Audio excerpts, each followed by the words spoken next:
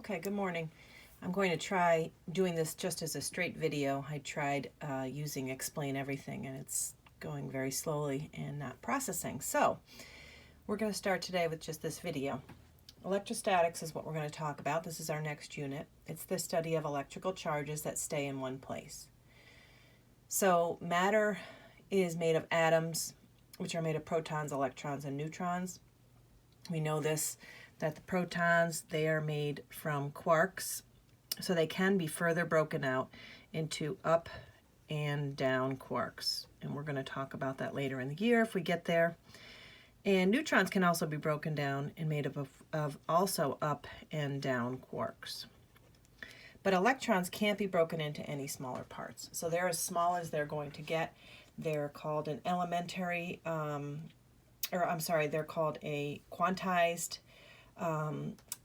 nuclear part, and they are used to make electric charges in a much larger way. When we talk about positively and negatively charged objects, we're talking about them either gaining or losing electrons. Now remember, the protons have charge, but they do not move. Okay, so most atoms are electrically neutral. Some atoms have gained or lost electrons, and then those are called ions. These have lost electrons and these have gained electrons. Notice how both of these things have the word electrons in here. So the protons are not moving, it's just the electrons.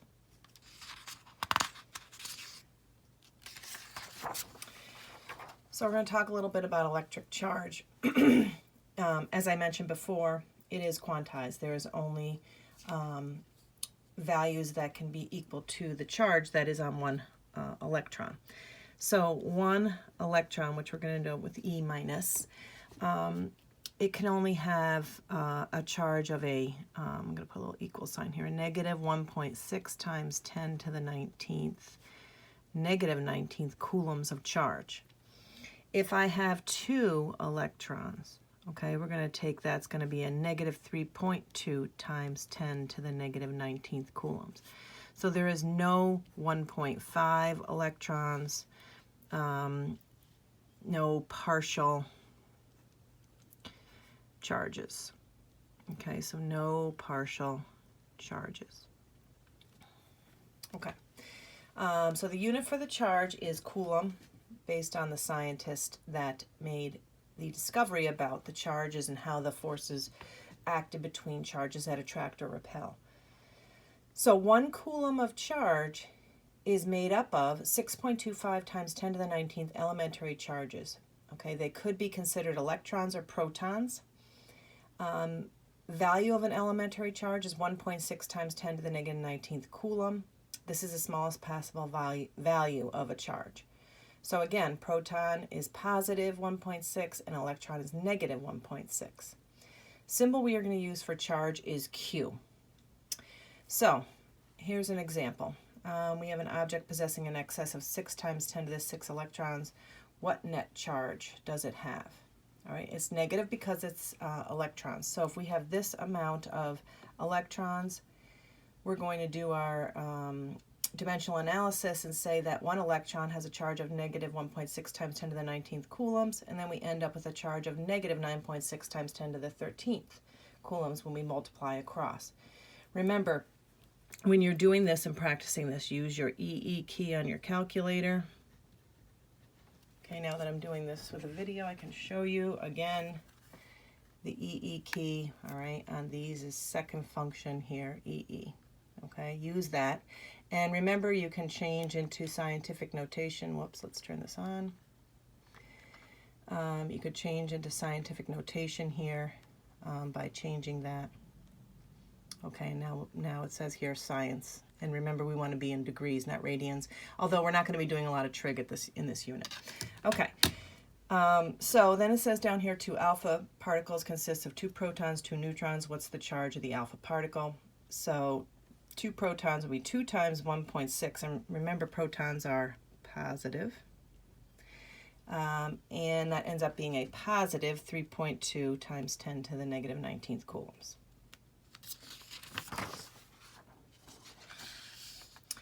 So the law of charges. Unlike charges attract, So that means positive is attracted to negative. Like charges repel. So we have a positive, and they are going to repel each other. Okay, same thing with negative, two negatives. They repel. A charge can be transferred, but we're never going to create or destroy it. It's coming from somewhere else. So it's a conservation of charge, just like we had conservation of momentum, conservation of energy. So there is a force of charge that causes the repulsion or attraction. The force is equal to an opposite in direction. Okay, this is Coulomb's law.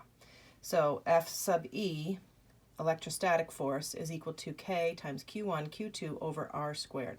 This electrostatic constant, 8.99 times 10 to the 9th, is on our reference table. So let's take a look at what's on our reference table. So here's the constant right here. And we're going to need this, one elementary charge. Remember, if it's positive, it can be a proton. It's negative, it will be an electron. And then 1 coulomb of charge, which is how we look at charges, we call them coulombs, is made of 6.25 times 10 to the 18th elementary charges. So if you have a positively charged, positive 1 coulomb of charge, you're going to have an extra 6.25 times 10 to the 18th positive charges than negative. And if you have negative 1 coulomb of charge, you're going to have an extra 6.25 times 10 to the 18th electrons on an object to make it negative. Another thing we might use down here is a rest mass of an electron. Okay, here it is, 9.11 times 10 to the negative 31st kilograms. Okay, so now we are in a different part in our reference table to look for the energy formulas. We're going to start with, I'm sorry, not energy, electricity.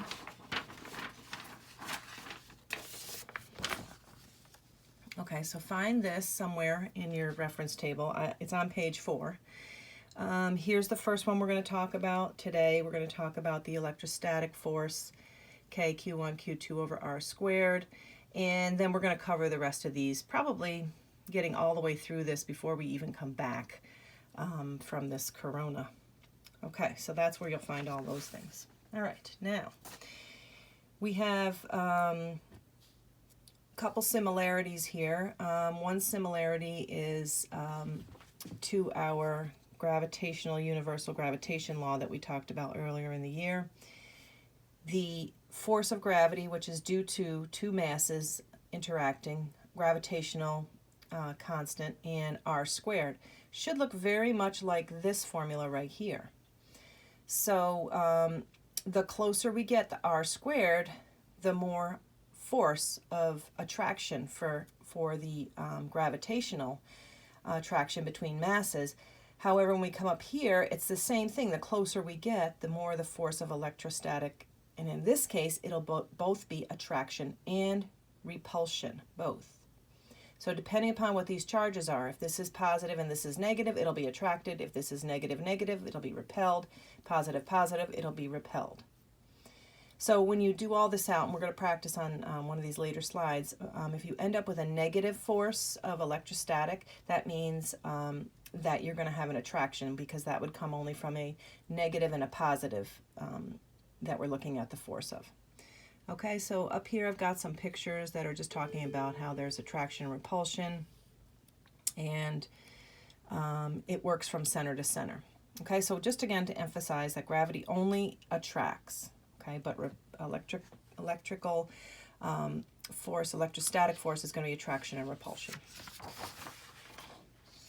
All right, so what does this look like graphically? Because that's how we look at our relationships. We're constantly analyzing them, looking at them graphically. If we look at just the radius, so what I'm saying here is that if we could take the whole top part, which would be K, Q1, Q2, and that's going to be, it'll be equal to 1, okay, if we just change the bottom part. So we've done this before. If I have 1R, it'll be 1 squared, it'll be 1 over 1, it'll be 1 FE.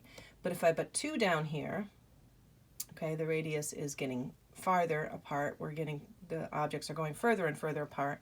it's going to be 1 over 2 squared, which will be 1/4. Okay, 3 squared, 1 over 1/9, 1/16. Okay, so we're going to have an inverse parabolic graph. So as you increase the distance between the charges, the force decreases. There will always be a force no matter how small. This is just like the force of gravity. Okay, so if the distance, we'll practice this right here. If the distance separating an electron and a proton is cut in half, what happens to the electrostatic force? So this, the electrostatic, this should be an E, force, what happens to this? Same thing we were talking about here. If it is cut in half, we're going to now look at, let's just say as we did in the above example, that all the things on the top are equal to 1. Now, instead of 1r, I'm going to put 1/2 r. They're getting closer, so let's think of the physics of this. Now they're getting closer. I should end up with a stronger force. So let's see what happens here. Okay, that becomes 1 over 1/4 r squared. All right, how does that affect this electrostatic force? All right, now I've got that situation where I've got 1 divided by 1/4, and that's equal to 1 times 4 over 1. So it's going to be 4 times the electrostatic. All right, and that makes sense. All right, so charges on spheres. So I've got 2 spheres here. One is a negative and one is a positive. They're going to be attracted. I want to know what is the electrostatic force for these 2 spheres. Okay, so we're going to use our formula. This is called Coulomb's law.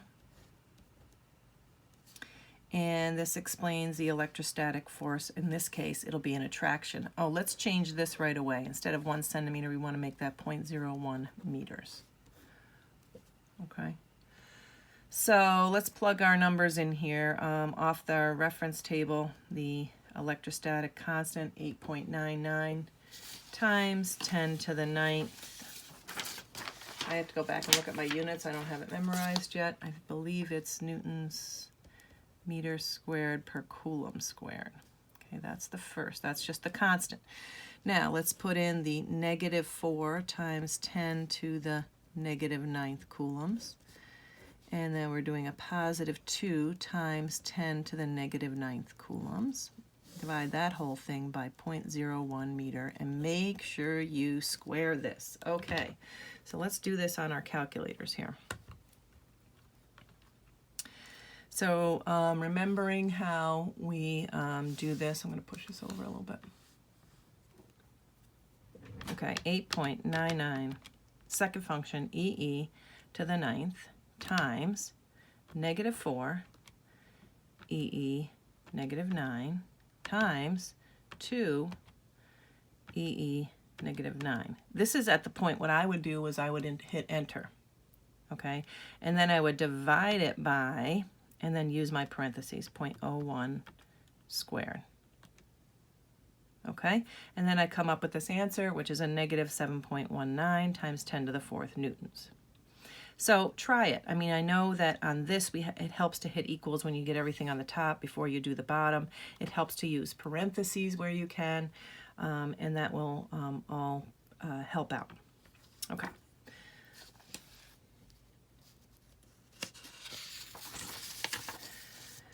So charges conserved in an isolated system. So that means if we have charges, and we will see this as we did on the last one, they were on what we call insulating stands. This is made out of insulating material because we don't want the charges to escape to the ground. Okay, so we insulate it so we keep the charge up here. Charge can be transferred to objects by rubbing. Okay, I'm going to do this, part of this is going to be a demonstration, and I'm going to show you. We're going to take a piece of rabbit fur, and I'm going to rub it with a rubber rod, and I'm going to get the electrons off, and I'm going to charge an electroscope. Okay, so this is an electroscope. All right, and I'm going to change the angle here on my phone. And I'm going to show you what this electroscope does. Okay. so if I get this electroscope, if I charge up this, and what I'm doing is I'm peeling off electrons off the hair on this rabbit fur. All right, if I bring this close here, this is a neutral electroscope. It's got a metal rod on the top, it's got a metal knob with a rod running through, and it's hanging off two very light metal leaves. So if I bring this close, I'm actually going to push the leaves out. Okay, let me see if I can get it really charged up here. If I get this rod really negative. Okay, there we go. Now it's going out more. So what I'm actually doing is the only thing that's moving is the electrons. I'm pushing the electrons down. Why? Because I've got lots of negative charge on this rod, and it's actually pushing the electrons down. Okay, so that's with a negative rod. Now I can also do a very similar thing with a positive rod. Okay, I'm going to take a piece of wool and I will rub it with the wool.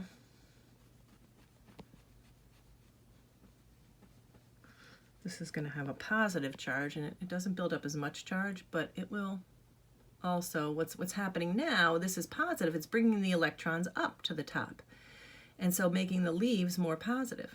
Okay, and I do actually move the leaves. Okay, so these are the two types of rods that we have. Okay, so the first part of what I was talking about, which, I'll go back to my slide here, is that charge can be transferred to this measuring device called electroscope by touching directly or transferring the charge. All right, so I'm going to do that one now. So I'm going to look at the negative rod, which ends up charging better. So I'm going to rub that on the rabbit fur. It's just like your hair with a balloon. You rub the electrons off your hair. I'm rubbing the electrons off of this rabbit fur. Okay, so now I'm going to bring it close, and now I'm going to actually touch it. Okay, the leaves go out. I'm transferring electrons. The leaves should stay slightly out. Okay, so now you're saying, it doesn't look that convincing. Let me charge it up a little bit more, and then I'll show you if I ground it that the electrons will go out and that these leaves will, well, sometimes that happens. Okay, so I've transferred quite a few electrons now. They should look like they're straight out. How do I know? If I touch it, now the electrons are going to go through me. I've just discharged it. So now the electrons have traveled through my fingers and out. Okay, so let's charge it again. And let's just say you have an electroscope and you're not sure what kind of charge there is on it. Okay, we'll give it a negative charge. How do I know if there's a negative charge on it? All right, well, first of all, if the leaves are out, I could say, all right, if it's negative, then if I bring a negative rod, it should go further out, which it does. Okay, and then if I bring a positive rod, then the electrons should come up to the top, the extra electrons, and that should make the leaves go further, closer. Okay, which it does. There you go. Okay. Now I'm going to do the next part of this, what I have on here on our notes, and this is called in charging by induction. So induction induces charge through grounding. So I'm going to hold a charge rod close to the electroscope, causing a separation of charge, and then I'm going to touch it with my finger, and I'm going to allow the electrons to leave the electroscope. I'm going to pull my finger away and then the charge rod away, and then the electroscope should have in this case, it would be a positive charge. All right, and I'll show you that. Okay. So here we go. The electroscope. Let me see if I turn it a little bit. You can see the leaves a little better. That's pretty good. Okay. So now this is a two-handed operation. So now I have to let go of my phone. See, how am I going to do this? Hang on. Let's go the other way with this. Okay, good. Okay, so I'm touching, wait, first of all, let me discharge this. Can't get any charge out of it. Okay, now I'm going to bring the charge rod close, which is going to push the electrons down. The leaves should separate, which they do. All right, and then I'm going to, while I have this separated here, I'm going to, I'll do it this way. Oh, you can't see it. I'm going to bring it close, and then I'm going to put my finger on it, okay, allowing the extra electrons to come off, take my finger away, and then I'm bringing the rod away. Now, this does have a charge on it, and how do I know? And what charge is it? All right, so let's just think about this. If this has a negative charge and I bring a negative rod close to it, should force the leaves apart even more. Oh, they came together more. So that must mean that this is positive, okay? And by doing this, I'm forcing the electrons down to the positive leaves, making them neutral, and they go back together. All right, so if this is truly positive, then when I bring this positive rod close to it, then it should force the leaves further apart because I'm going to pull the electrons that are even left on here to the top. Ah, look at that. All right, it works. So now the electrons are up on the top with the positive rod. They're on the top of the knob, and that makes the leaves even more positive. Okay, look at if I get closer. Okay, very interesting. Okay, so we're done with that part.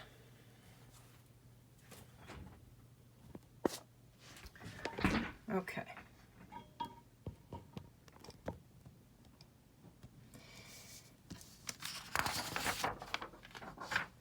So now we're going to try, I'm going to try and show you another demonstration. There's a neutral pith ball I'm going to attach up here. Where'd my pith ball go? Here it is. Okay, so this is a, it's just a ball that has a styrofoam ball that has a coating on the top of it, and the coating has the ability to hold charge on the outside of it and not go inside. So I'm going to hang this and I'm going to show you what's going to happen. So if I have a neutral pith ball and I have two charged rods, at first if I bring the charged rod close to this neutral ball, I'm going to make a charge, I'm going to have like a charge separation in this pith ball. So by bringing this negative here, I'm going to essentially push the electrons, which are the only things that can move, over to that side. And it looks like this might be a charged object because then this is now going to be, the ball is going to be attracted to that. But this is really a neutral pith ball. Okay.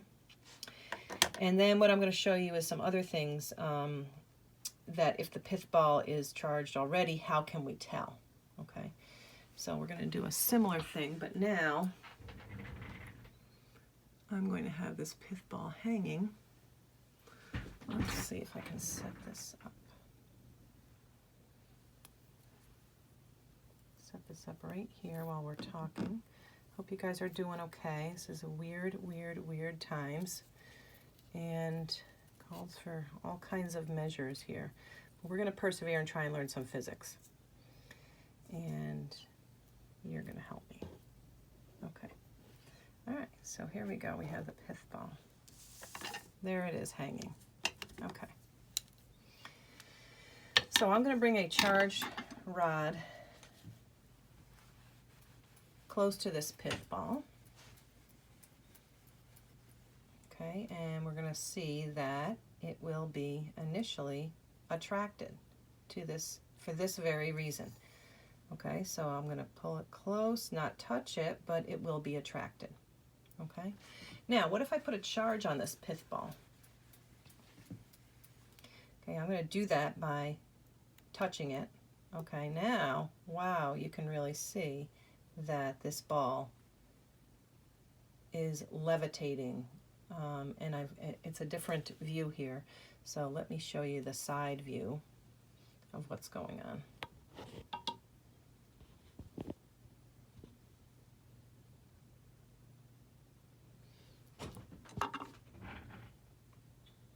Nope, other way, sorry.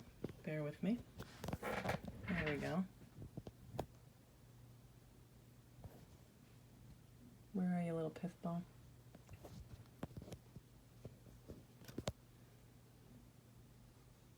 There you are. Okay. So I've got bringing this negative rod close here. Okay, and I'm actually, there it is. Here, back up a little bit. Okay, it's repelling.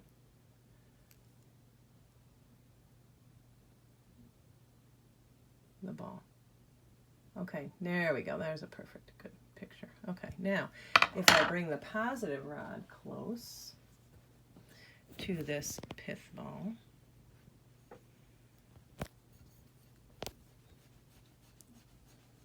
It should be attracted. Okay, so where are you, Mr. Pith Ball?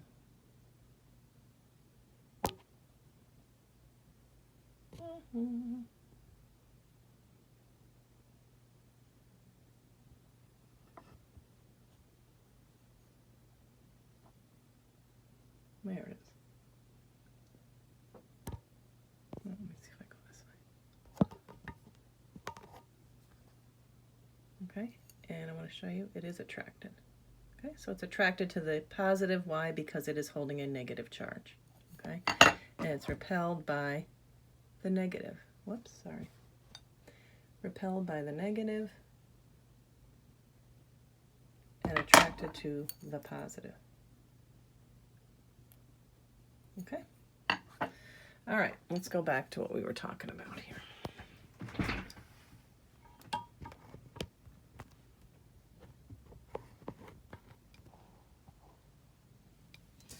Okay. So now the electroscope is what we were just talking about. How can you detect charge? You can use, you can charge things. Conductors are going to allow charge to travel through them easily, but insulators allow electric charge to travel through, doesn't allow it to travel through it, so it keeps it on the outside. So I wanted to explain to you that this is all metal here. This part of the electroscope is metal. This is metal. This, however, is an insulator, and that keeps the charge from going off onto the glass, all right? And then we have the metal foil leaves down here. Okay, so let's go to the next one, charge transfer. Charge transfers by direct contact are called conduction.